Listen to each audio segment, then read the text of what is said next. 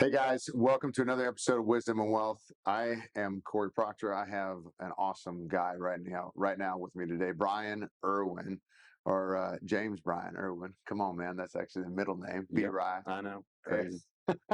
But I'm excited because his family has started up a steel company and has developed some major things, built major stadiums that everybody is well versed in and knows exactly what we're on, and many have attended, right? And actually one that I've played in, and which is pretty cool. That is cool.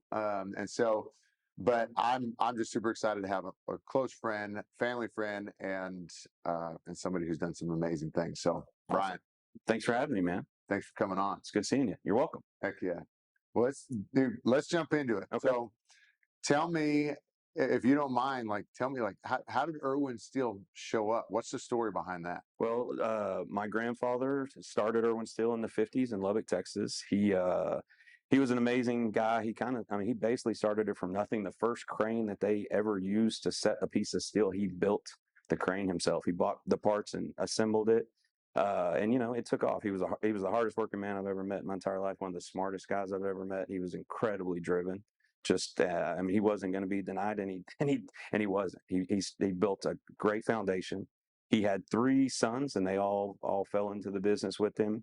As the company grew, they kind of spread out over Texas. One town wasn't really big enough for all three of them, and it made a lot of sense. I mean, it's hard to have four bosses, so they kind of all just kind of spread out. And then a bunch of my cousins still work in the business. I followed my father and my uncle. We all worked together for a long time. It was just an erection business from the 50s until the early 90s. Early 90s, we almost by accident kind of fell into the fabrication side, saw that it was very profitable, saw that there was an opportunity there for us to do both. And we kind of started doing both. We would fabricate and erect the same building.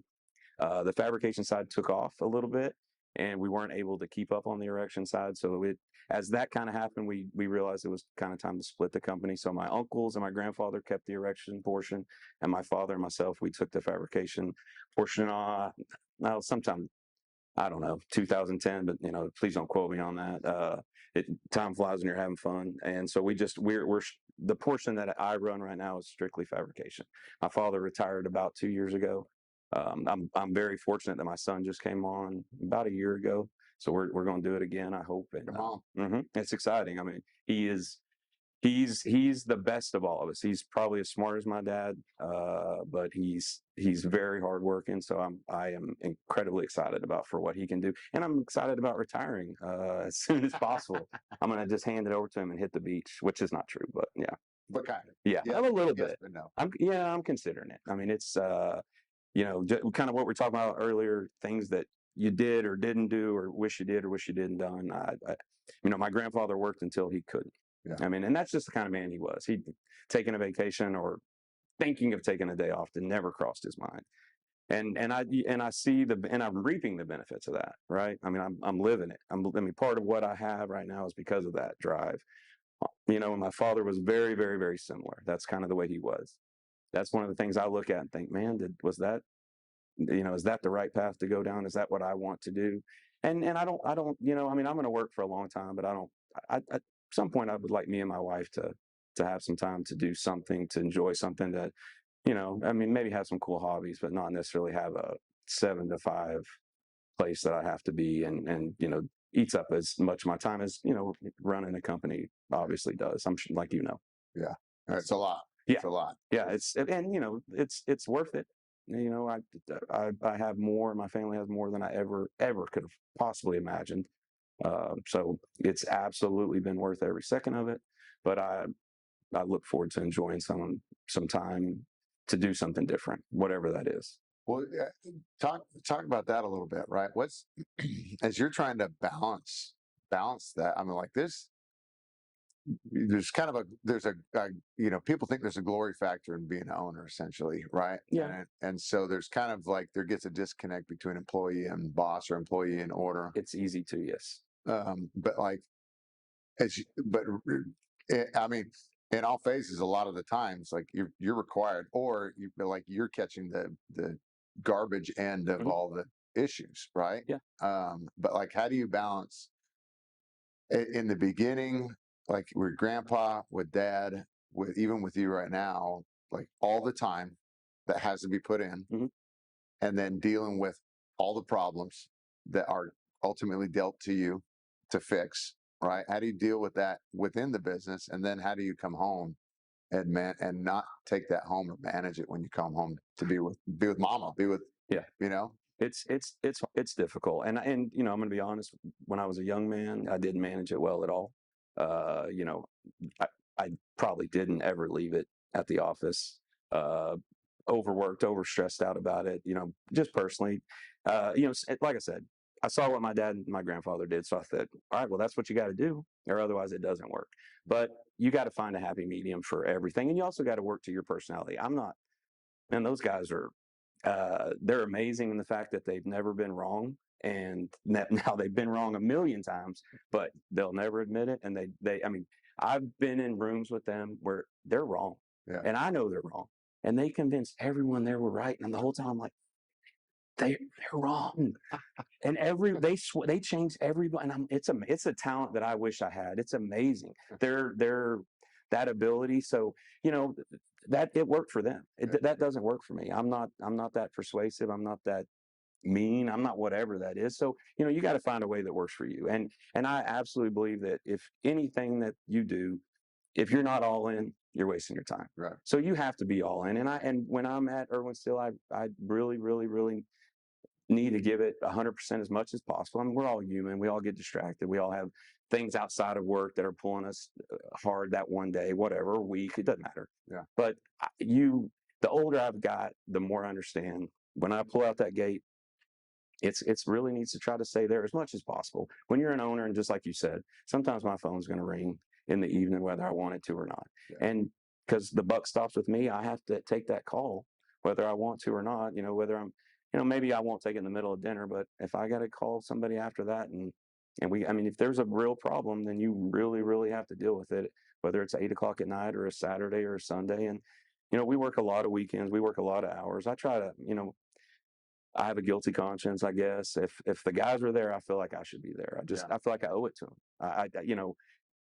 If I don't care, why would they care? Yeah. And if they look around, they're like, man, I don't ever see Bryan here on Saturday. I don't ever see Bryan here after hours. Why would they care? Why would they work hard? They can go through the motions. It's when you have 250, 60 employees, you can't really know what they're all doing all the time. So I feel like I got to give them my best effort to expect their best effort. So, I absolutely believe in putting in the time. And what I try to do, and my wife will tell you I'm not the best at it yet, but I'm working on it, is when I'm not there, try to be as present as possible with all of them. And like I said, I've gotten a little bit better as I've gotten older. I think you just naturally get a little bit smarter and handle things a little differently, and realize, just like everything else, you realize, what, I was wasting a lot of energy that I really didn't need to on worrying or thinking about stuff that I didn't have to do that right now while I was sitting there with my family. It was going to be there tomorrow. And thank God for tomorrow's, because, you couldn't finish everything in one day anyway. So, you can leave it there a lot of times. It's funny. The first thing that comes to my mind is somebody had said to me, and this is after, like, I came to faith after, like, we've developed, it was our relationship, passed a lot of this time, a lot of my own development after ball. Yeah. But I had heard an old term that had somebody said, well, and I'm like, well, I'll do that tomorrow. I had said, I'll do that tomorrow. And they go, well, why put off today? Why put off for tomorrow? What can be done today? And I'm like, because it's not a priority. Yeah. And so I'm like, because same thing, is still be where your feet are. Right. Right. It's like, yeah, thank God for tomorrow. And like, we're still going to have lots of toil for tomorrow. Oh, sure. Well, then, there's a difference between procrastinating and saying I have to finish everything today or else. There's a difference. And I think that's what you've got to figure out is what is, you got to prioritize what has to be done today, what would be nice to get done today, and what can wait till tomorrow, because there's only so many hours in the day, and everybody needs some of them, and including yourself. Yeah. I mean, you need some time, to think about, reflect, think about everything. And, that's, so, I mean, you gotta find a way to do all that. And if you focus too much on one thing, then everything else is suffering. and then your life's not where it's supposed to be. And I say all that like I've got it all figured out, and that's not even close to true. I mean, I do it wrong every day, but I hope every day that maybe I get a little bit smarter, and of course, I lose ground and realize that I'm falling back in bad habits, and you got to fight your way back to the right side. But you just got to learn, and that's what I hope I'm doing, and I hope that I'm doing a good job teaching Lane, and that's the next thing. It's one thing when you're doing it for yourself, and it's another thing when now your son's looking at you, and you're like, man, all right, I got to set a good example. But what is the right example? I mean, I absolutely believe that as a father, I owe it to my family to work as hard as I can and provide as much as I can for them. So sometimes does that mean work's got to take priority? Maybe. Yeah. Maybe it does. And I know that's hard. That's a hard thing to say. And it's a hard thing to look your wife in the eye and say that to her, because I understand her not understanding that, but and my thinking, and it could be wrong, is that I'm doing that to provide better for y'all. And I'm not that fun to be around anyway. So I don't know why anybody cares if they see me or not. I think a lot of times they roll their eyes when I like, man, there he is again. So, which, it's not true. I mean, I love hanging out with them. They love hanging out with me, but you got to make sacrifices to get where you want to get. And so that's, you're trying to do that with with your kid who's working for you now. You're trying to show him the right way, and know work is not always more important than your family, but maybe every once in a while it's got to be. Maybe today it's got to be. Maybe this hour it's got to be.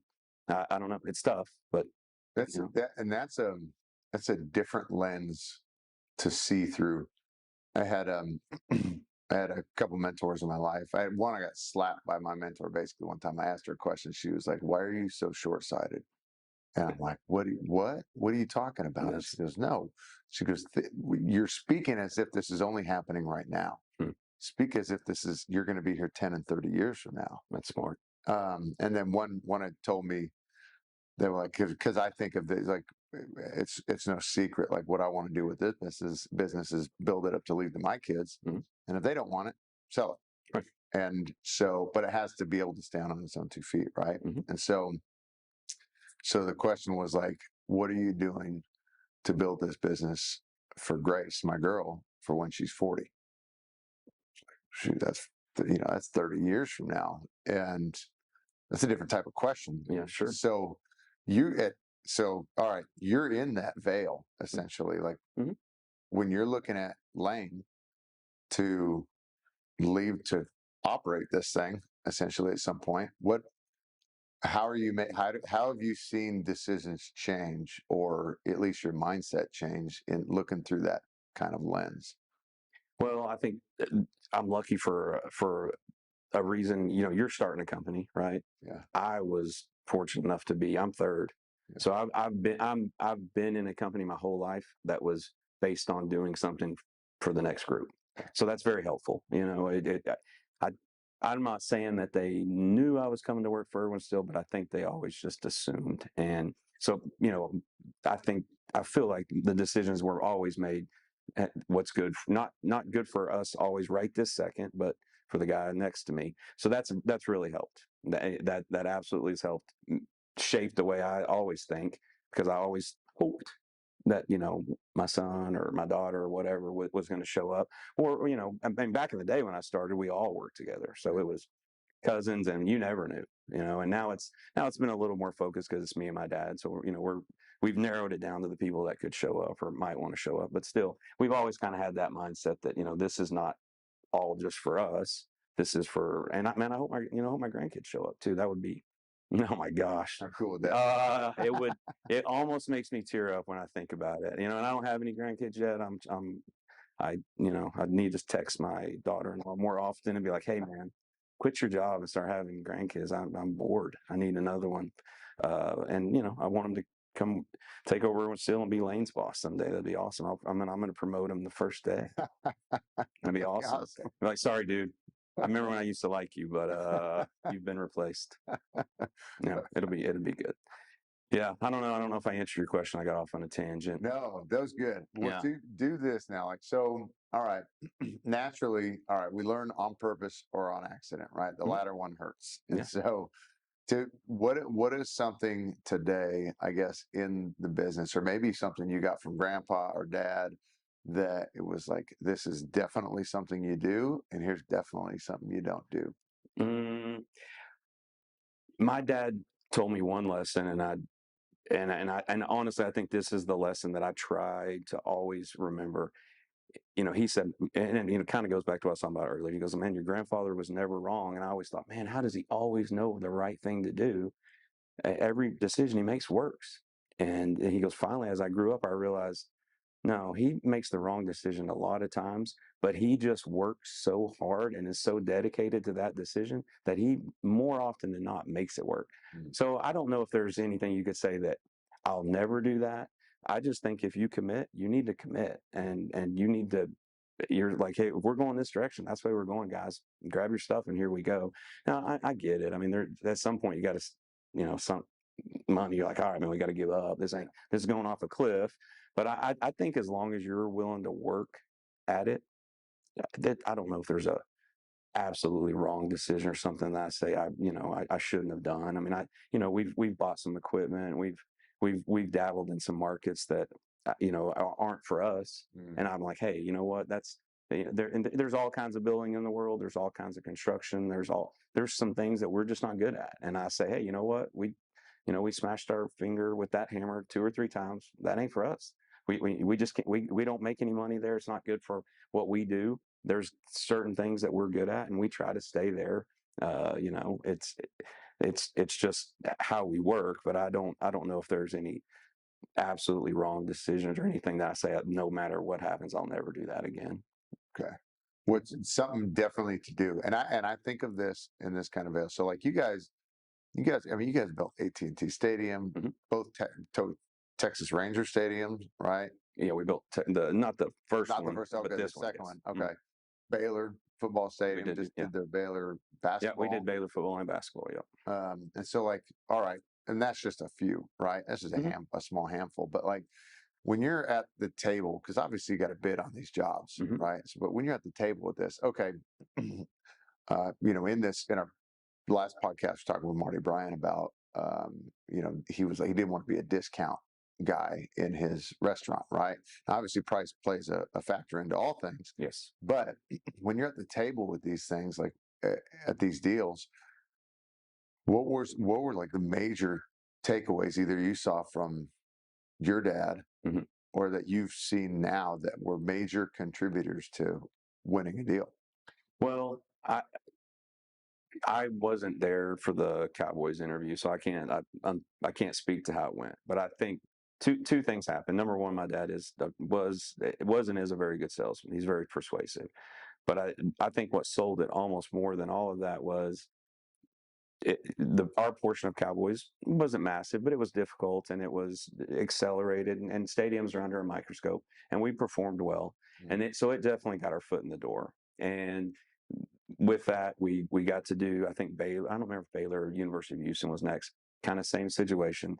Stadiums are very high profile, and they're usually they're fast paced because they decide they want a stadium and then they want to play in it next year, no matter what day it is. And I'm always like, man, you have a stadium. We don't have to like lose our minds and blow it up the day y'all sign us up, please. But it's just kind of the way it works. And so we were able to perform well. And so that I think that almost more than anything, they knew they could count on us. And that's the beauty of working where I work. And one of the best, that's a line I use every time, but it's true. Everything that goes out of our yard, I watch it. I've seen it. And I get it. And there's places that are so big, and God bless them. But there is an Irwin that is overseeing everything we're doing at all times. And so when I say I'm going to make it happen, I literally mean I'm going to make it happen. I'm going to walk out there and make it happen. Yeah. And I think that gives people a comfort level. And even more importantly than that, we've done well in those, when we've had those opportunities. And so that if when very few jobs, price is not as important, but jobs like that it's there's the liquidated damages are so severe. Just nobody wants to have that on their resume that they were on the stadium that didn't open on time. Yeah. So they'll go with that. 90% of the time, a good sales pitch is great, but if the price wins the job on most of the stuff. I mean, and then probably 95% of the jobs that we bid on, you don't even have to go to an interview. If number one, they didn't invite someone that they didn't think could do it. Number two, which guy was low? Yeah, that's the guy that gets to build it most of the time. That's just the way it works, just like everything else, I think. So what do you think was the reputation that got how it progressed over the years? Well, and once again, when working in the field, my grandfather, my uncles, my dad, I mean, they were the kind of guys that were going to get it done no matter how bad it hurt. And that's just, and we talk about that all the time, with my team. And I sit on a lot of calls and I hear a lot of things, and man, it's amazing how many people just say no. And they say no before they even heard the question. It's like, no, we can't do that. And I'm like, man, and maybe there's something wrong with me, but I'm like, it makes my heart hurt to tell someone I can't do something. How embarrassing. I was like, that guy just said he couldn't do something. And my answer is always yes. In fact, I've had to dial it back. I'm like, wait a minute, man. Yeah. Maybe you should hear what they're going to ask you to do before you immediately say, I can do that. We can do that. Of course we can do that. We can do anything. So I have had to learn the other way. I can build that in 1 week. What do you mean 1 week? That's nothing. And I'm like, wait a minute. How many tons is that? So I get it, but man, that's something I learned. We can do it. Why would you say you can't? Yeah. I can. And if I can, I will. It's really not that difficult. Yeah. I get paid the same, so might as well get it done, and I'll do the next one. And so it's, I think it's good to have a we can attitude, and yeah, I want to get paid for my efforts and all that good stuff. I get it. I mean, I'm not doing it for free. I'm not doing it out of the goodness of my heart. But my grandfather, my uncles, my dad, we just did. We always did, and we finished. And even if there was problems, we fought through them, and we got it done. And and even if it hurt us a little bit, we just felt like it was the only way to handle your business.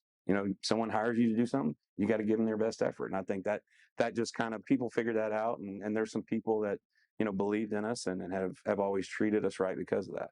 Yeah. Yeah. So it's awesome. It's awesome. Time, it's just like everything else. And I don't want to old man it. Times are changing a little bit. And that's unfortunately not as big a deal as it used to be. Mm-hmm. I think it's just kind of the way things have gotten. But regardless, it's still the way that I like to run my business. Well, talk about that. So like say, now I know you weren't there for your grandpa starting this thing, right? But like if you say you had to start this thing over from scratch day one. Oh man. And say like I'm a guy looking to get in the steel business or ain't starting any business, right? Mm-hmm. But like you start from day one, how would you start this thing over? Oh my gosh. Man, that is well, I started, I'm afraid, the same way he did, or I'm not afraid. He'd start the same way he did, very, very small. And I mean, he started with nothing, I mean, so how much money are you giving me to start? Or I got $1, or I got? Well, like, hey, if I'm just a young guy, like, I like seeing Irwin Steel, right? I like seeing Pepsi. I like seeing Exxon. I like seeing these big things. And I'm like, I want to do that. Yeah. Where am I starting? Well, I mean, number one, obviously, is just you got to be willing to put it all on the line. You got to be willing to work harder than everybody else, especially if you're starting. I mean, it's going to be exhausting. Yeah, golly. Starting over, I can't. I mean, it would be tough.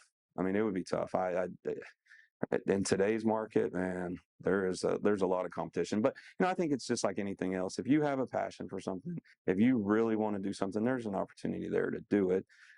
You just have to be willing to outwork everybody else, because there's much more established guys ahead of you. And I mean, like I said, my grandfather started very small. We'd have to start very small again. We'd have to go back to doing some of the stuff that we don't do anymore, because after you get big enough, it's just it's not worth the reward, and you're just gonna have to work your way to it.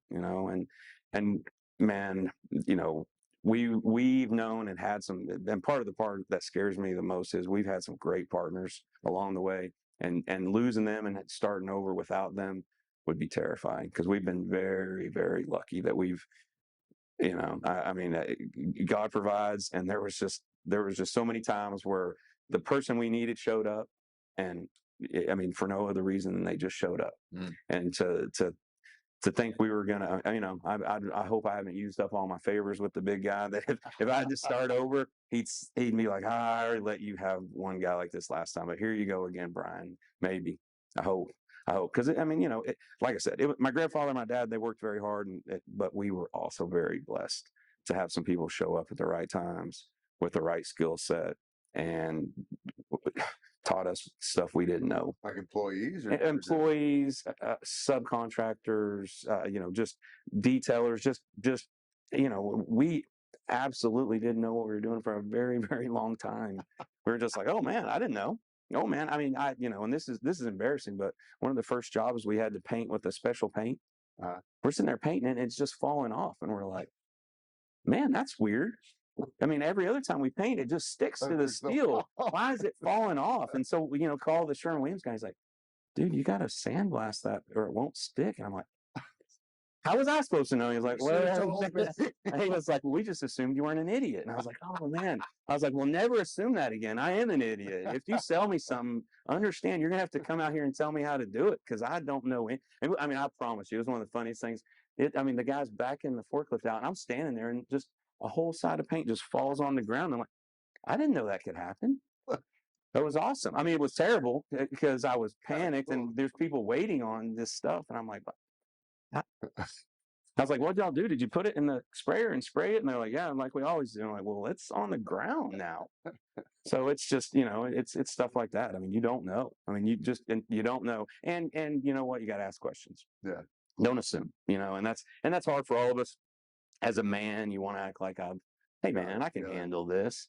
But the more questions you ask and the more, verify what you're supposed to be doing and how you do it, it saves a lot of heartache. Because that cost us a lot of money. We wasted a whole lot of paint, a whole lot of product. They didn't give it back to me for free because I'm an idiot. They charged me the same the next time. So it was a painful lesson, but it could have been way worse. I mean, it could have got on site before it all started falling off. That would have been difficult. Well, I love that, because at least you're willing to go do it, right? Even if it is something done, right. And that's something that I've seen has been super valuable to me, is like basic asking the questions. I'm like, I'm like, hey, this is most likely going to sound like an idiot question. I'm gonna ask it anyways, okay? But do I have to sandblast for this? Right. Well, I didn't even know what that was, honestly. I don't know what the heck that is. So you blast sand at something. Where are you going to get that from? The Sahara Desert? You got enough sand for that? Well, they sell sand. Yeah, when it's made and it has like a mill scale or something on it, doesn't really matter. But so you just take the sandblast and you knock all the mill scale off, and you actually kind of microscopically etch the material, and then the paint kind of just gets in there and adheres. And a lot of primers or stuff are very heavy, so you have to do that. And then they have to be on unblemished material or they just won't stick. Which, I mean, you say that out loud and you're like, man, that makes perfect sense. But when you don't know what you're doing, you're like, why would that bother? I mean, what does the paint know what it's sticking to, man? How does the paint know? Who told the paint? Oh, you can't stick to that. I'm like, yeah, who put the paint in charge, man? That's ridiculous.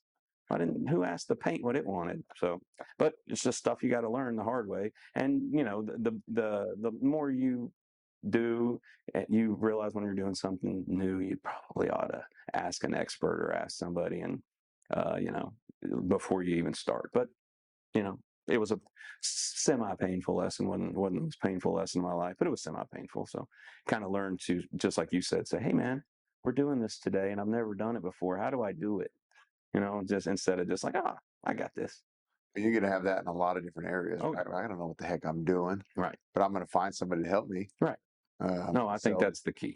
There's somebody out there that knows what they're doing. And, if it's cheating, but if you're buying it, they almost are required to help you. So, you really should take advantage of the free help, and instead of just not ignoring it.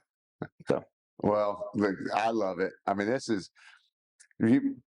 you guys have been an amazing family, and obviously have built something amazing. And so it's pretty cool to see structures like that, especially when, I get impressed by seeing dirt move and like how crazy it is to reshape land, but then not just reshape it, to add structures on top of those and like monster structures. And so it is impressive. And so I'm just, look, I appreciate what you got, what your grandpa started, and like Me too. the generation. I'm a pretty big fan of it myself, honestly. Well, and I love the tradition right now that's going on right into Lane, right, right into your family, where it's like, hey, we'll keep this going. Like, you want to be a part of this? We want you to be a part of this. I mean, how amazing generational blessing is that? Yeah. To be able to provide, like, I that's what I think of. I dream of handing something off to my babies and grandbabies one day. I know. So anyways, I love that, man. I appreciate you. I appreciate your dad and your granddad and your Thank you. family for doing all that. Yeah, it's awesome. But man, you guys don't know, you got to go check out Irwin Steel. Obviously, you know some of the structures. You've seen but you've seen a few of them, and yeah, it's awesome. And I don't, yeah, I got a terrible memory, and we build buildings all the time. There's some you automatically remember, but Jennifer's got a good memory, and we'll be just around Dallas, around Forest Way, and she'll go, "Hey, you built that?" And I'm like, "Oh yeah, I did build that. That's awesome. I totally forgot. I didn't remember." No But big deal. you kind of, it's we're putting steel together and we send it to the site, and I don't, you don't have to go out to the site very often, so it's a good feeling, but it's kind of funny. You get snowblind to it, and you're just so focused on this job, you kind of already forgot about that one. And that's what's cool about stuff like Rangers and Cowboys and Baylor. I mean, you're never going to forget those places. Yeah. Yeah, it's really cool when you get to be involved with something that everybody knows what you're talking about when you're talking about it. That's a blessing too. And advertise. Oh yeah, it is kind of free cool. advertising. Yeah. Yeah. So no, that's cool. Well, I appreciate it. That's our time Awesome. for today. But I know I never want to cut these things off. But Oh man, I'm sure you got things to do. but it's sometimes. Yeah. Well, hey, if you guys like this, like, subscribe, share it. Go harass Irwin Steele a little bit. Say this is from Corey Proctor. Please, please. But thank you for coming in, Bryan. And you're welcome. Awesome. I enjoyed it. Appreciate you, man. Thank you.